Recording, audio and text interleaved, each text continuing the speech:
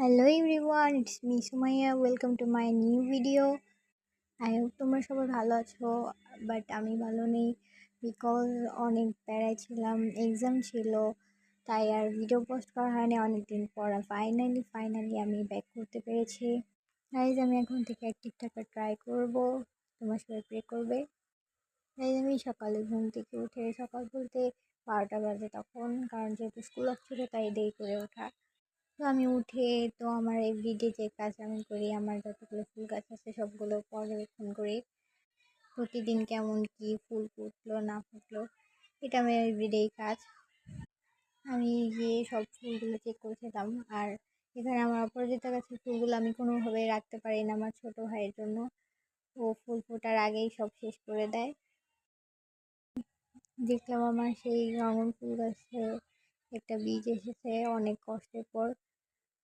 আর এখানে আমার রেনলি ফুল গাছে অলরেডি ফুল আসার কথা ছিল, বাট জানি না, বর্ষার পানি আসেনি মেবি, এর জন্য হয়তো আমার রেনলি ফুলটাও ফুটেনি।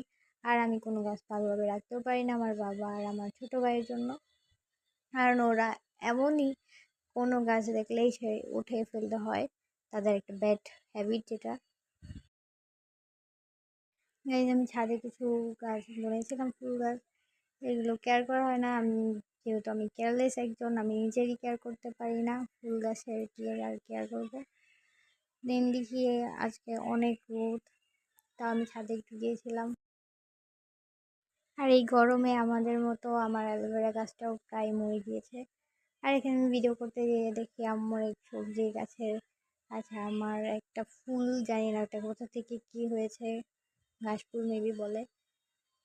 তো এখানে আমি ফুল, এই ডিজি ফ্লাওয়ার্সটাই আমি ছাদে বুনছি। আর এখানে ওয়েট করছিলাম, আমার বোন এক্সাম দিতে গিয়েছে, আসবে, তার জন্য ওয়েট করছিলাম।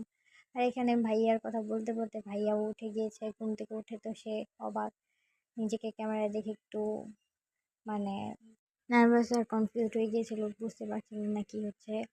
দেন একটু খেলা করছিল আমার সাথে, ও নিজের সাথে খেলা করছিল। এখানে বাবু বাবু বলেও ওরই রিপিট যেটা দেখছে ক্যামেরায়, আমি এখানে সেরা মুভিটা যে টাইটেল সং আছে শ্রেয়া ঘোষালের, সেটাই দেখছিলাম, আমি শুনছিলাম। এমনিতেই সেরা মুভিটা এখন দেখা নেই, ইনশাল্লাহ দেখবো। আর শ্রেয়া ঘোষাল আমার একটা ফেভারিট সিঙ্গার।